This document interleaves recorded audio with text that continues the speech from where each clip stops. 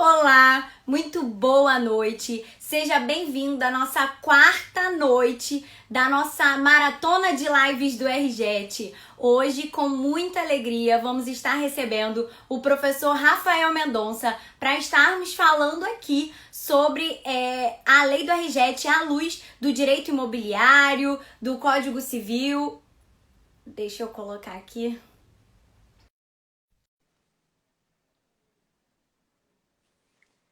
E as suas dúvidas você pode ir colocando aqui embaixo. Boa noite, professor. Oi, Samantha, tudo bem? Como é que você Tudo tá? bem? Tô bem. Muito obrigada por ter aceito esse convite. Saiu da aula correndo, né? Mas tudo bem, então é um prazer estar aqui. Pô, obrigado pelo convite aí. Espero que eu possa acrescentar aí no debate, nas lives que você já vem fazendo, né? E vamos lá, o tema eu gosto muito e está super em discussão, controvertido. Espero que eu ajude aí. Eu maratonei os seus vídeos, né? Tem um maravilhoso. Quem estiver assistindo a gente, depois dá uma olhada lá. Consegui também analisar os seus posicionamentos, os princípios.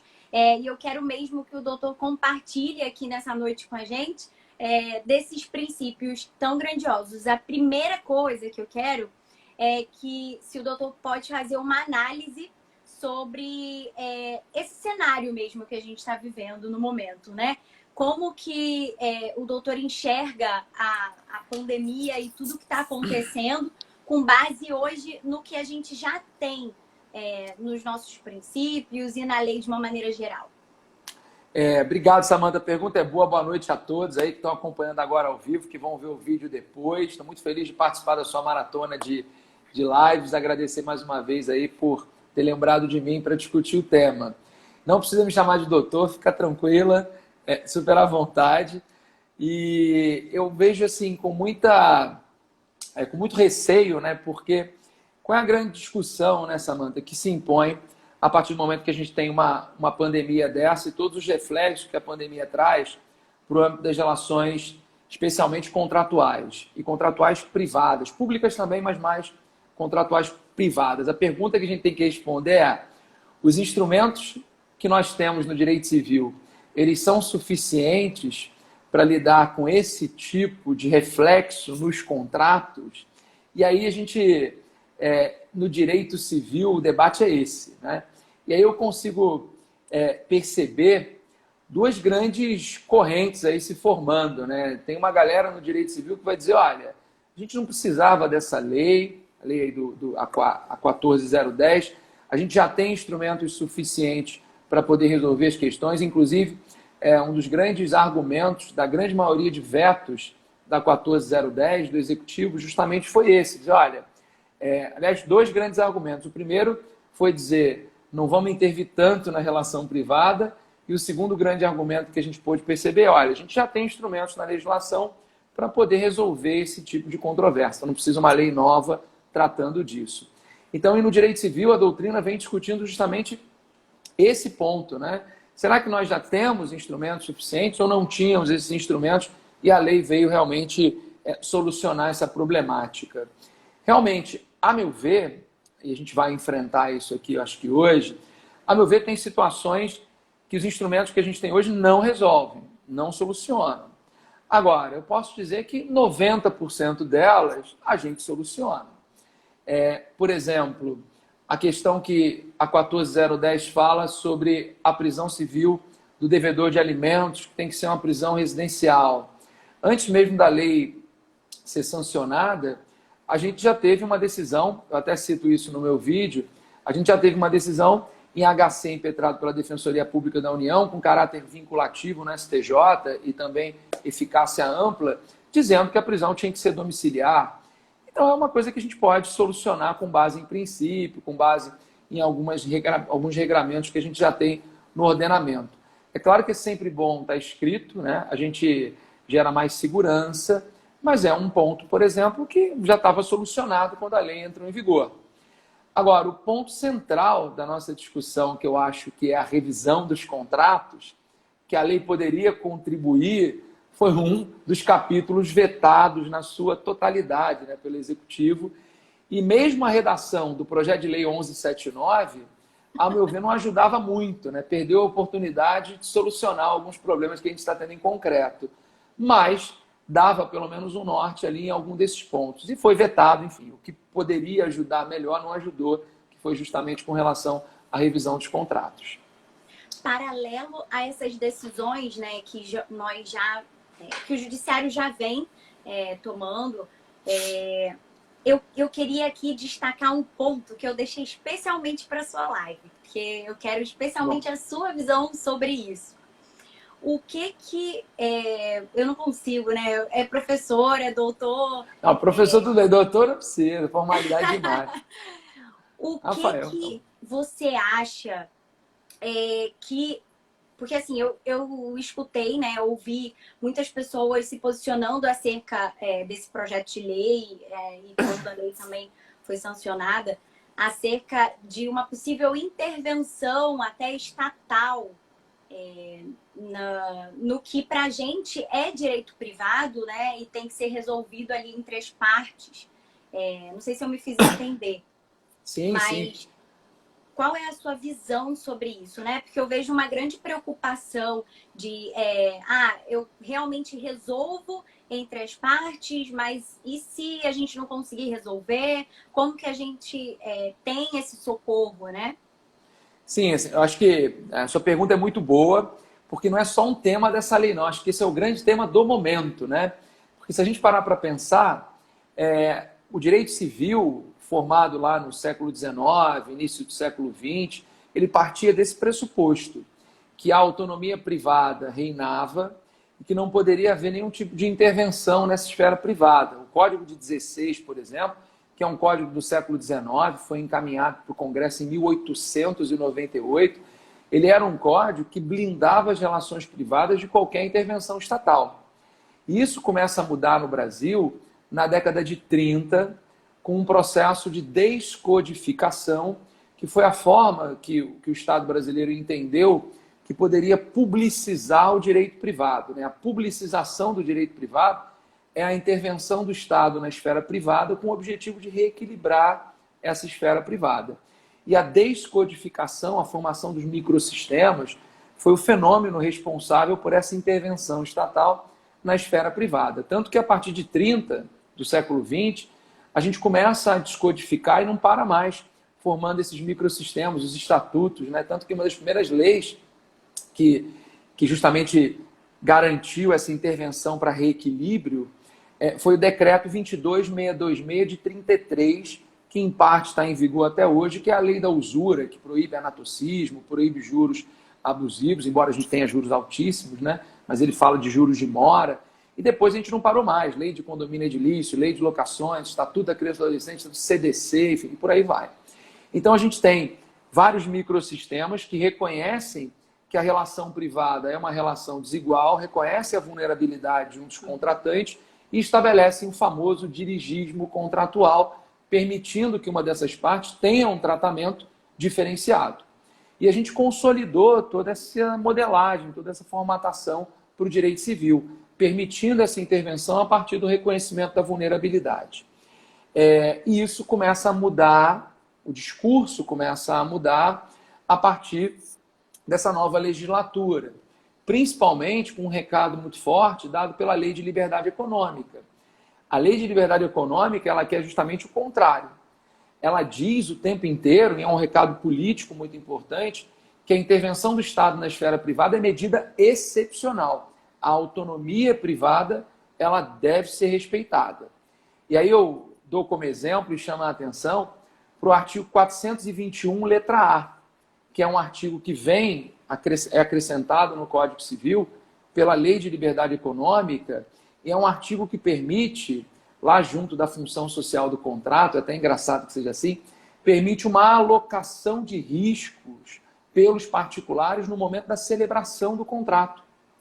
E outra atenção também total para o artigo 113, parágrafo 1º e 2º, que também vem com a Lei de Liberdade Econômica. Esses novos dispositivos permitem a alocação de riscos e permitem que os particulares, no momento da celebração do contrato, eles já façam previsão de parâmetros para a revisão contratual. Então, olha, a gente pode até optar em não realizar a revisão, caso ocorra um evento futuro e imprevisível, e caso esse evento ocorra, os parâmetros para revisão são esses aqui. Então, o que a lei quis, na verdade, foi potencializar essa autonomia privada. Tanto que eu estou até com um veto aberto aqui, já que eu sabia que a gente ia falar um pouco sobre isso. O capítulo 4, né, da 14010, que falava sobre a extinção, resolução, resilição, revisão contratual. Quando a gente pega isso, né, os artigos lá 6 e 7, ele diz, os vetos dizem, olha, o ordenamento jurídico brasileiro já dispõe de mecanismos apropriados para modulação das obrigações contratuais em situações excepcionais, tais como teoria da imprevisão e teoria da onerosidade excessiva. Então, imagina, o que ele fez aqui nesse veto, que o Executivo fez, foi justamente excepcionar a intervenção do Estado na esfera privada. E a Lei de Liberdade Econômica traz essas alterações e as pessoas não estavam muito ligadas nisso. Hoje, né, depois da pandemia, eu duvido que alguém vai celebrar um contrato, até acho que conversava sobre isso na aula, né, na última aula, eu duvido que alguém vai celebrar um contrato sem estipular esse risco específico. Dizer, se tiver uma pandemia e a minha loja tiver que ficar fechada, eu quero pagar 30% a menos no aluguel. Então, acho que vai ser cláusula padrão aí nos contratos. Sim.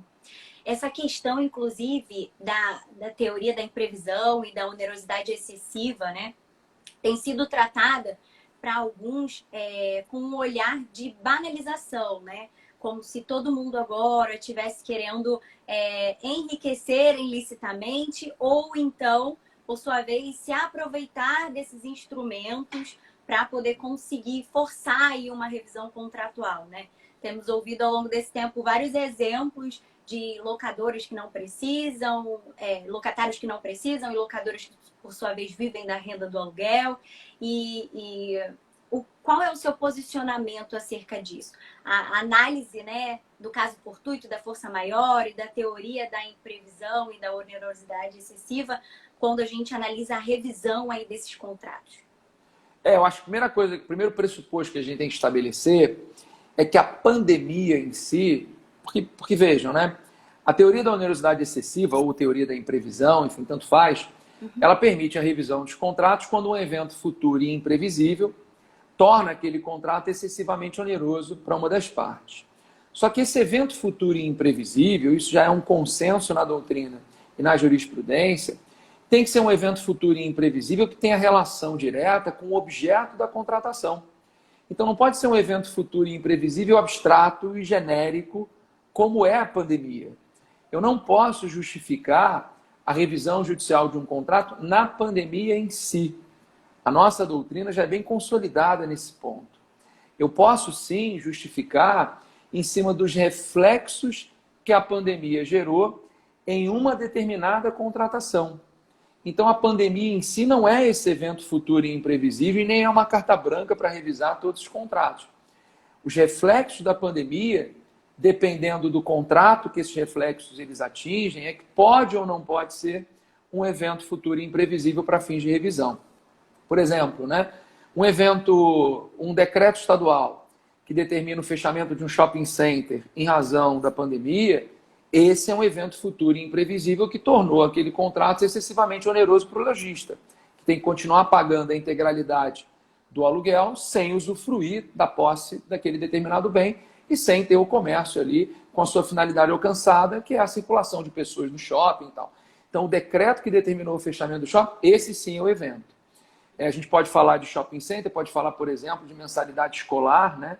Muita gente, eu fiz até uma live sobre isso, muita gente pleiteando a revisão judicial dos contratos escolares, porque agora o ensino é um ensino à distância e o custo da escola naturalmente cai.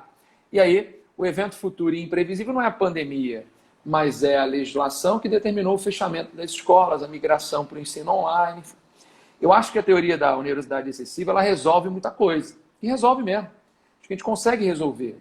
Só que a gente tem que ficar atento em como aplicar essa teoria agora no período de pandemia e não sair, enfim, achando que a pandemia é carta branca para revisar tudo, né?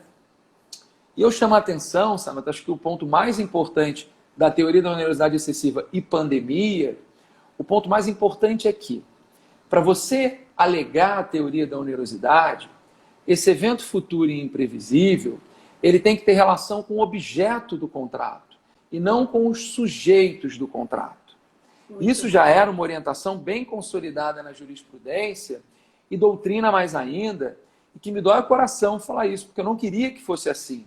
Eu até posso defender aqui o contrário, eu acho até que nós deveríamos ter uma outra orientação para isso. Mas não é o que acontece nos tribunais. Então, sendo bem dogmático aqui, né, bem cartesiano com relação à posição dos tribunais, é muito simples.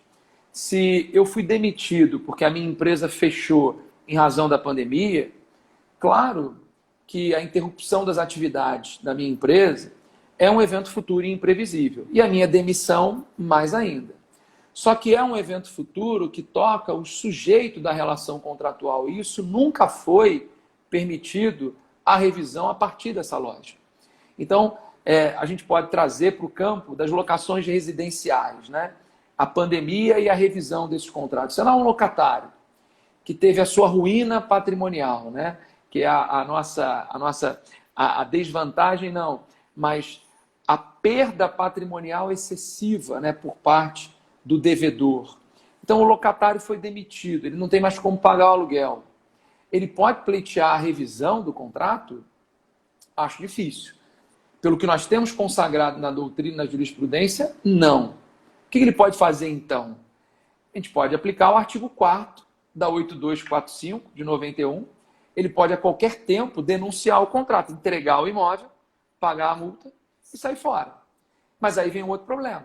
Pô, mas ele vai sair em período de isolamento social?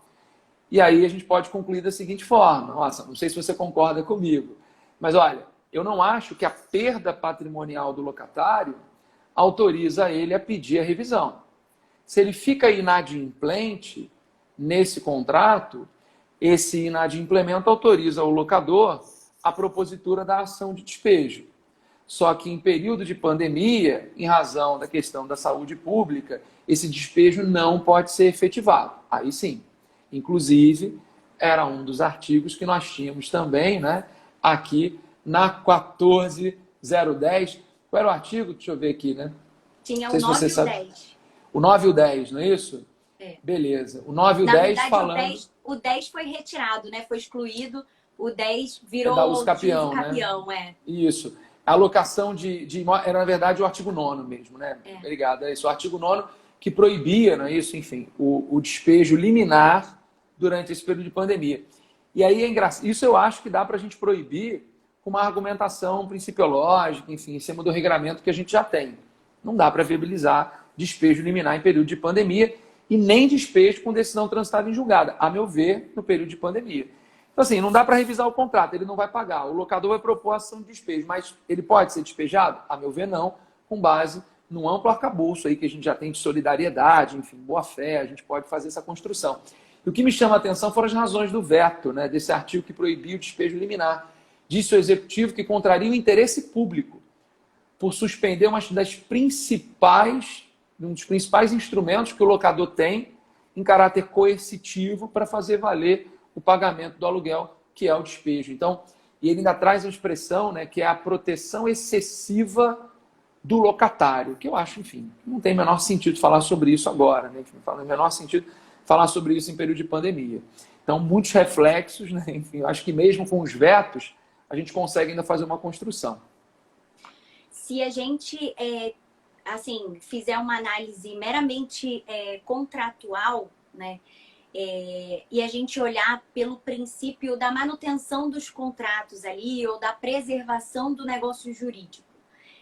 Como você acha que seriam as decisões dos tribunais, né? Visando ali a manutenção mesmo dos contratos que a gente tanto lê sobre, né? E aí tirando esse período de pandemia, porque tudo na pandemia parece que realmente aflorou, né? Mas eu lembro que o princípio da manutenção dos negócios jurídicos, né? Da continuidade dos negócios jurídicos e da manutenção do contrato era um princípio que sempre estava muito em voga, principalmente porque... E aí, pensando com a cabeça de muitos proprietários, né, locadores, por exemplo, se eu tenho um locatário que rescinde ali aquele contrato, o locador talvez tenha que arcar com o custo do condomínio, né, de um IPTU, e isso talvez não seja interessante para ele, talvez seja mais interessante negociar. Como que você enxerga, olhando assim por esse prisma, as locações residenciais, né? Porque as comerciais é fácil, né, analisar. Mas as residenciais, sobre esse prisma, do princípio da conservação do negócio jurídico. Eu concordo muito contigo, assim, porque o grande problema está sendo as residenciais, assim, porque locação comercial é fácil, assim, porque realmente a gente teve um impacto específico naquele contrato e no objeto dele, né? Se eu alugo uma loja, eu quero, né, desenvolver a minha atividade e eu não posso fazer, então... Agora, nas locações residenciais, o problema está realmente aí. Você colocou muito bem, o Código Civil, ele traz de forma implícita o princípio da conservação dos contratos, da manutenção dos contratos. E a gente tem vários institutos no Código Civil que demonstram isso. Por exemplo, o Código Civil de 2002, ele ampliou as hipóteses de nulidade relativa, de negócios anuláveis, que são vícios sanáveis, justamente por isso. A gente tem o princípio, a teoria da redução. Se você tem uma cláusula nula, você não precisa anular todo o contrato, anula só a cláusula. Se o acessório é nulo, não anula o principal, né? Enfim, são formas de você manter esse contrato. Então, vamos partir do pressuposto que o princípio da conservação está lá no Código Civil, e está mesmo. Está lá no Código Civil. Agora, se a gente tem um princípio da conservação, se a gente conjuga esse princípio com a boa-fé objetiva, especificamente do artigo 422, que impõe deveres anexos aos contratantes, a gente consegue tirar o dever anexo de renegociação que você trouxe. E além de princípio da conservação do contrato, boa-fé objetiva impondo os deveres anexos, é ponto de discussão super contemporâneo a existência de um princípio autônomo do equilíbrio contratual. E esse princípio do equilíbrio contratual, sendo um princípio autônomo, ele permite que o contratante que tenha sido exposto a uma situação de extrema desvantagem econômica, ele vá ao judiciário exigindo a revisão, independentemente de cumprimento dos pressupostos da teoria da onerosidade excessiva ou a teoria da base objetiva lá no direito do consumidor. Se a gente tem o princípio do equilíbrio como princípio autônomo, e eu entendo que e tem excelentes autores defendendo isso, a gente pode buscar a revisão. Então, com a conjunção desses três princípios, conservação do contrato, deveres anexos decorrentes da boa-fé e o princípio autônomo do equilíbrio contratual, esse locatário justifica ele ir ao judiciário pedir uma revisão. Ele fala, olha, eu tive uma perda patrimonial, eu quero a revisão, eu quero renegociar esse contrato. É um direito, porque é muito engraçado isso, as pessoas falam, né, de forma muito panfletária, o dever de renegociar. Só que se a gente entende que o dever de renegociar é um dever jurídico, eu posso impor a você, Samantha, que tem uma relação contratual comigo, que você sente na mesa e renegocie o contrato. Se é dever jurídico, é direito subjetivo meu impor a você aqui. Imagina. Tanto que tem uma decisão, até postei lá no meu Instagram, comentando, eu não lembro qual foi o tribunal, não sei se você viu, ou se foi até no STJ, eu realmente não lembro agora. Mas é uma decisão em que o juiz disse, olha, é pressuposto para a propositura da ação revisional que as partes tenham antes buscado a renegociação. Então imagina se a gente estabelece uma jurisprudência nesse sentido, só vem pedir revisão se realmente você provar que ficou aqui tentando com afinco renegociar e não conseguiu. Porque se a renegociação é dever jurídico, eu vou ao judiciário, eu posso impor isso à outra parte. Vamos renegociar. E foi o que você disse. Tá, o locatário vai entregar o imóvel, isso vai impor ao locador também que ele tem que pagar as despesas de condomínio que ele não estava contando, o IPTU que ele não estava prevendo e tal. Então vamos tentar renegociar esse valor. Agora, é realmente um dever jurídico? Será que eu posso impor a outra parte que renegocie comigo e nos termos que eu apresentei? Porque se a renegociação pressupõe o consenso, como é que eu vou impor isso a outra parte? É uma baita discussão. É uma baita discussão que a gente estava começando a travar de forma mais profunda agora. Tanto que a gente começa a falar em dever de renegociação com livros super atuais, né? Super atuais. Então, isso até provocou, né, uma antecipação da jurisprudência nesse sentido.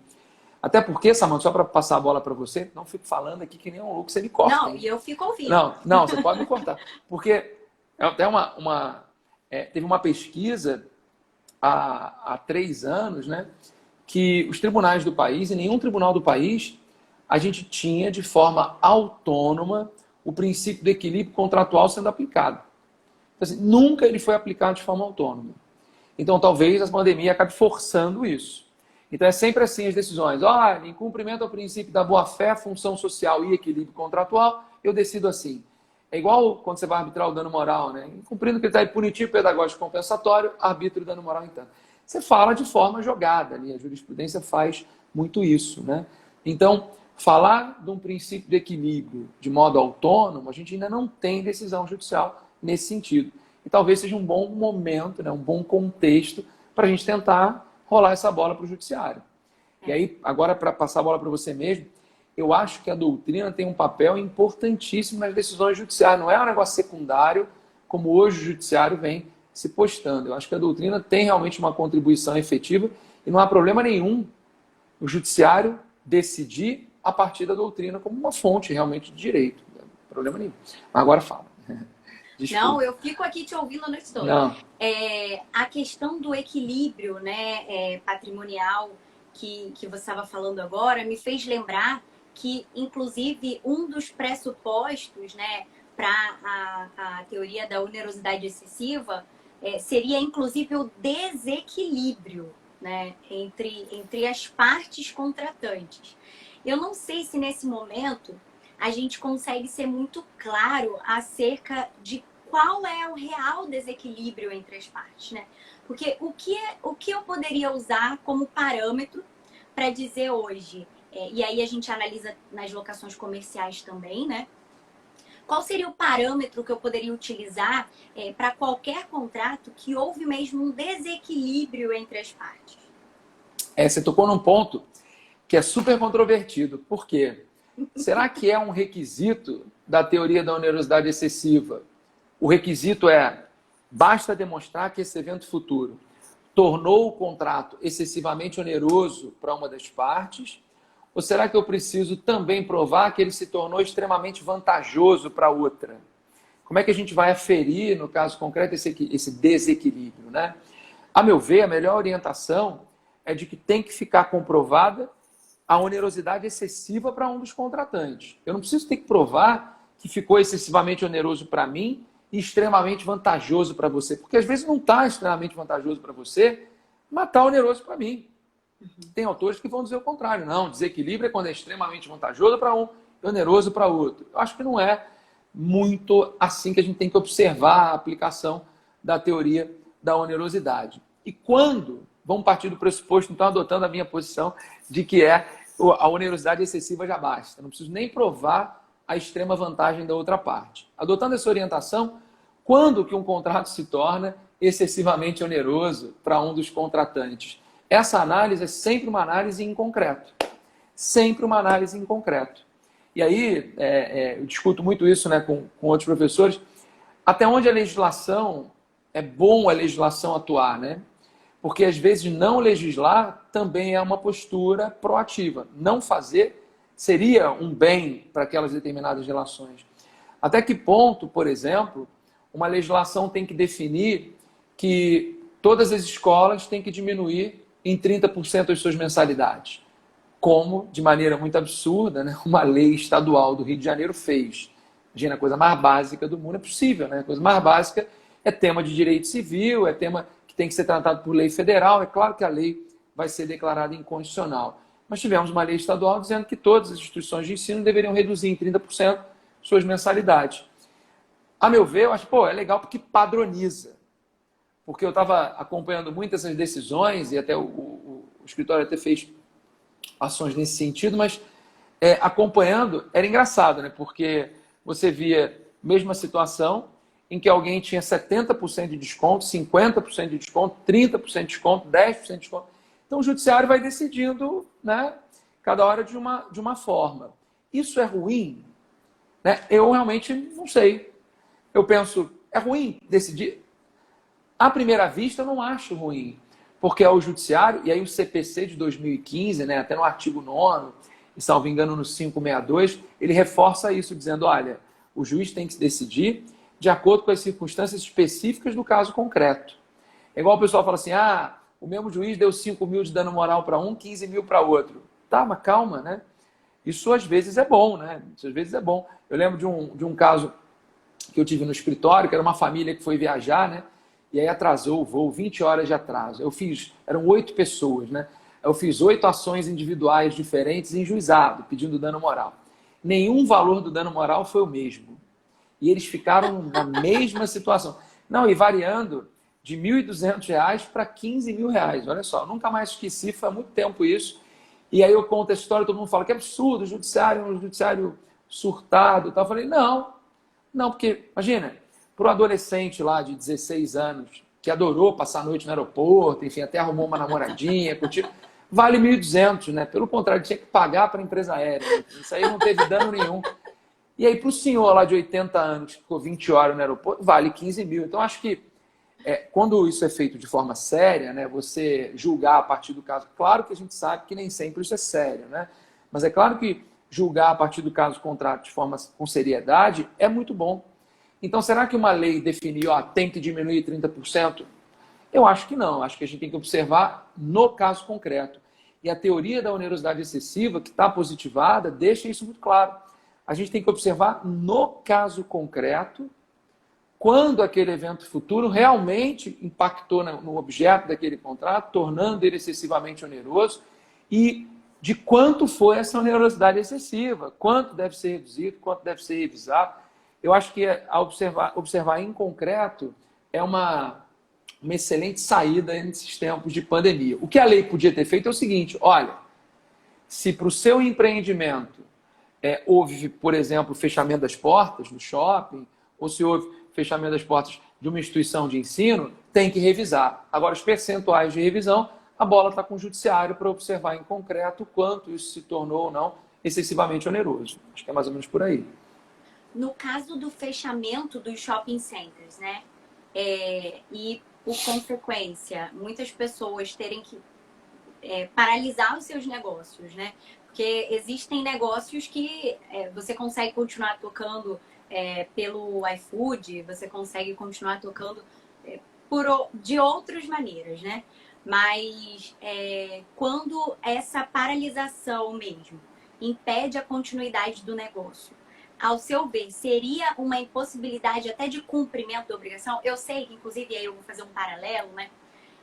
Eu sei que, assim, existem alegações de que todo empresário, e aí do shopping centers eu estou falando da locação comercial, né?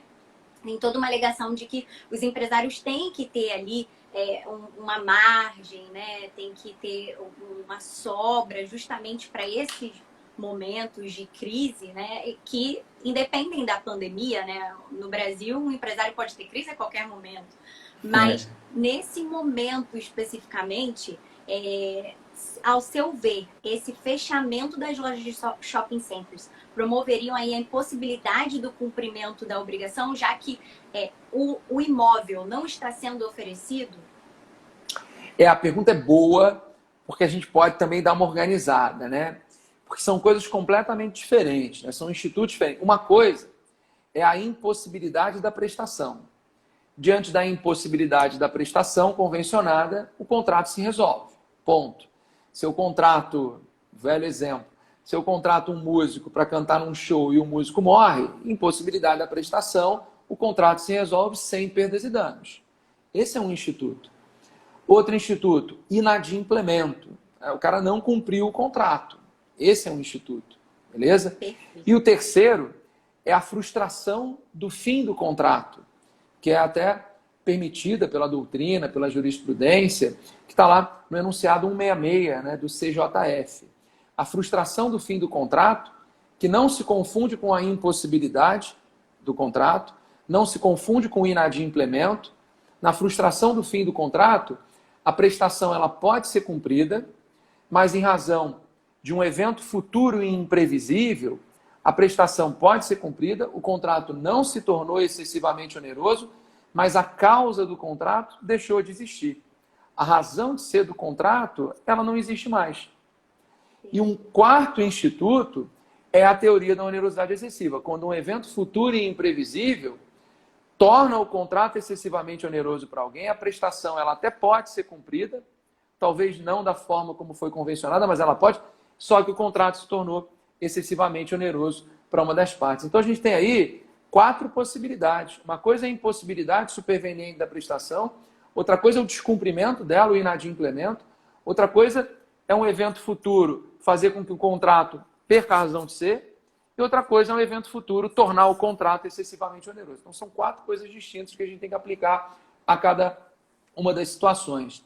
Por exemplo, você falou de locação, se eu alugo um stand em uma determinada feira para expor o meu produto, em razão da pandemia a feira é cancelada, não pode ter feira, e o locador vira para mim e fala, ó, o stand está lá, pô. É só você ir lá e ficar lá parado, eu vou cumprir a minha prestação. Eu falo, não, peraí.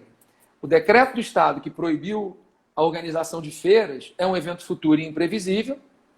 O contrato não se tornou excessivamente oneroso para mim. Eu já até tinha realizado o pagamento integral da prestação, beleza? A prestação pode ser cumprida, eu posso ficar lá parado no stand, né? O local da locação está lá, está tudo lá montado, está tudo certo. Só que a razão de ser do contrato deixou de existir. Então as minhas expectativas foram frustradas, é tipo frustração do fim do contrato. Então eu vou pleitear a resolução desse contrato com a devolução do valor pago, porque a causa do contrato não existe mais. Isso é uma coisa. Isso é uma coisa. Entendi. Agora, então, quando eu não consigo, só para poder pontuar, por isso que é ótimo fazer live com o professor, né? não, vai lá, pontuei. Quem sou eu? Porque, então, quando, na verdade, eu não consigo cumprir uma obrigação de pagar o meu aluguel, né, da minha loja ali, de shopping center, porque está fechada, o nome desse instituto que eu uso não é a impossibilidade do cumprimento da obrigação. Então, eu não posso usar para esse... Você está certo, não pode usar. Porque a prestação ela pode ser cumprida, não é? Entendi. Só que a gente tem que observar, ela pode ser cumprida nos mesmos termos, ficou oneroso para mim. É isso. Impossibilidade da prestação é justamente quando ela realmente não pode mais ser cumprida. Tá? Esse é o ponto. Então, a impossibilidade superveniente da prestação. Isso gera a resolução do contrato e, dependendo das razões para a impossibilidade, a gente pode ou não falar em perdas e danos. Tá? Esse é um instituto próprio. Agora, no shopping center, claramente o que a gente tem ali é difícil. Mas eu acho que está mais para a teoria da onerosidade excessiva mesmo. Porque imagina, aquele locatário, aquele lojista, será que ele efetivamente deixou de usar a loja? Às vezes ele está usando a loja para poder colocar o seu estoque de roupa, às vezes ele está ali usando a loja para alguma outra coisa, uma reunião virtual, alguma coisa nesse sentido. Então, assim, ele está usando a loja para alguma coisa. Mas não para a integralidade do que ele esperava, né? Isso justifica uma revisão. O fechamento do shopping tornou o contrato excessivamente oneroso para mim.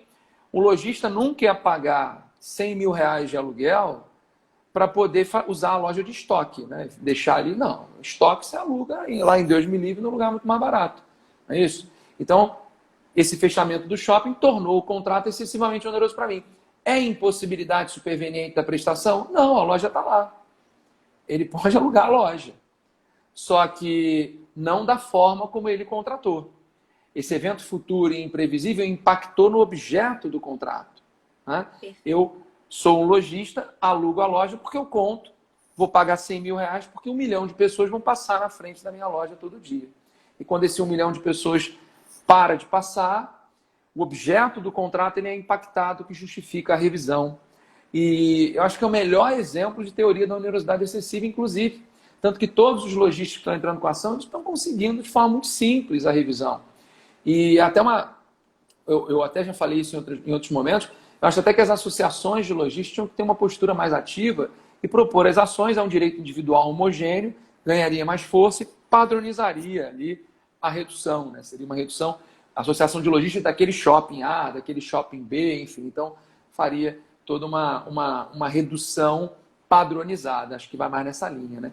Então a gente tem que olhar o caso concreto, Samantha, analisar qual instituto que a gente vai aplicar e tentar encaixar, né? Porque senão a gente fica falando e acaba confundindo as coisas, né? Confundindo cada um deles. Nesse momento, a quantidade de informações, né?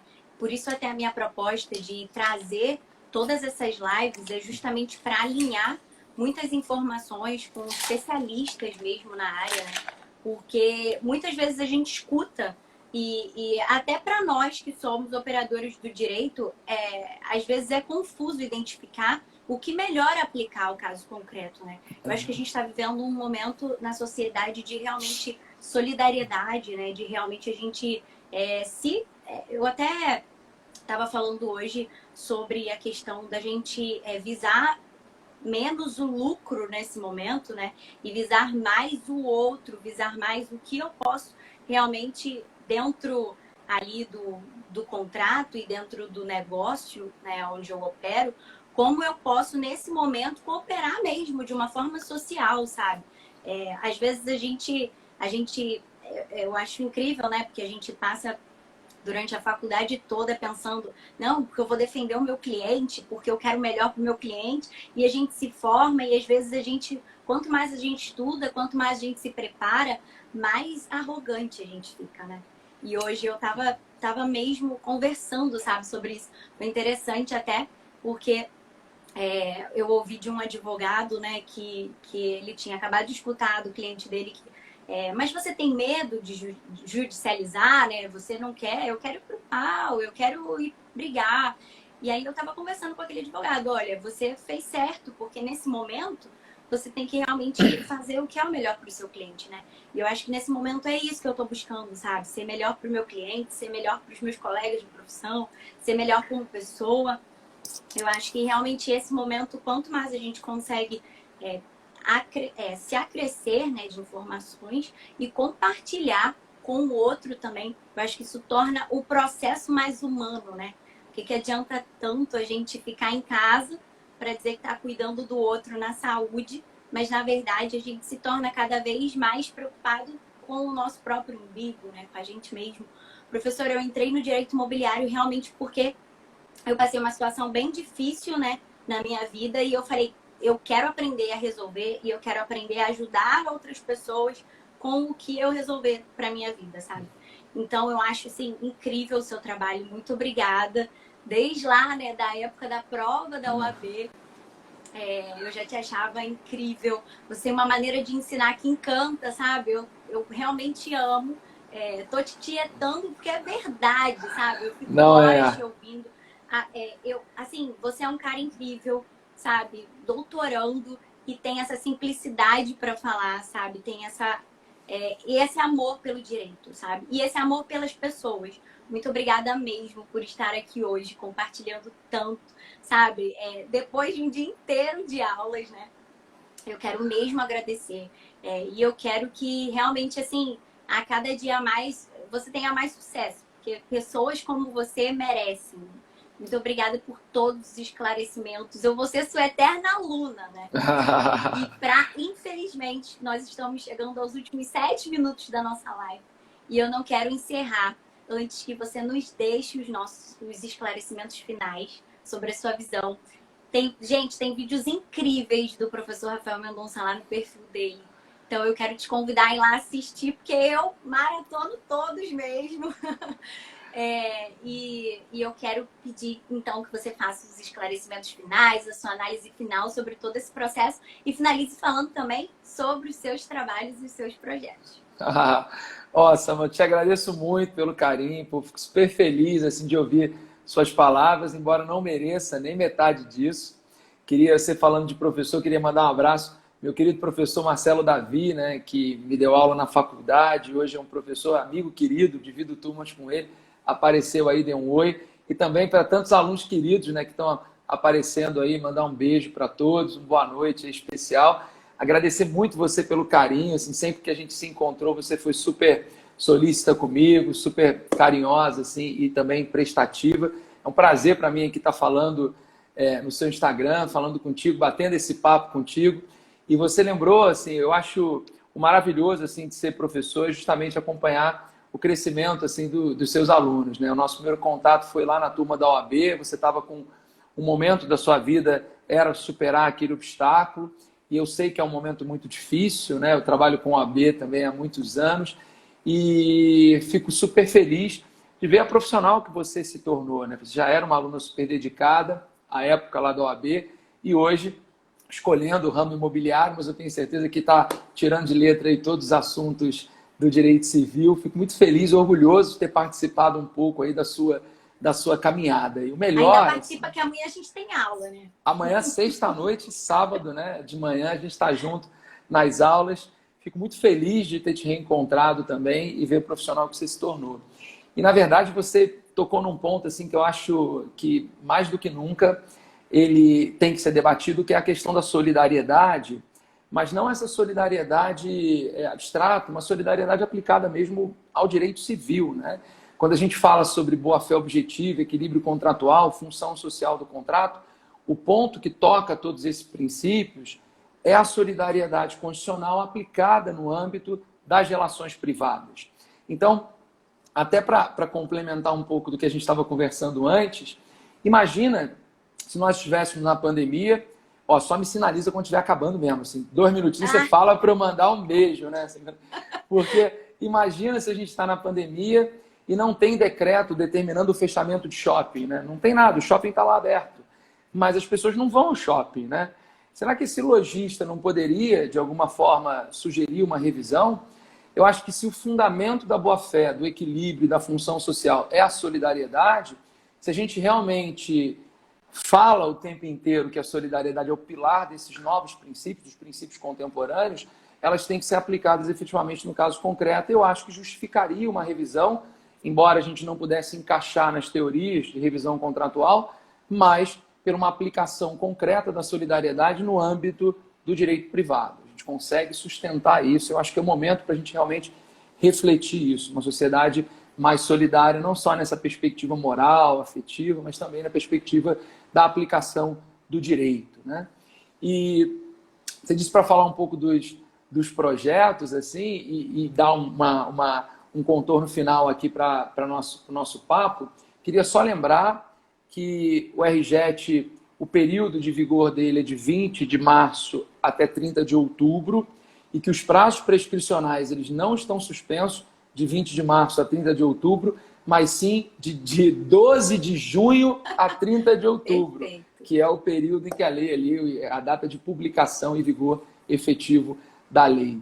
Bom, eu estou coordenando dois cursos de extensões legais lá no Instituto de Direito da PUC-Rio. Eu sou professor da graduação da PUC-Rio. Um curso de extensão, aliás, alguns cursos de extensão, vou falar aqui sobre eles.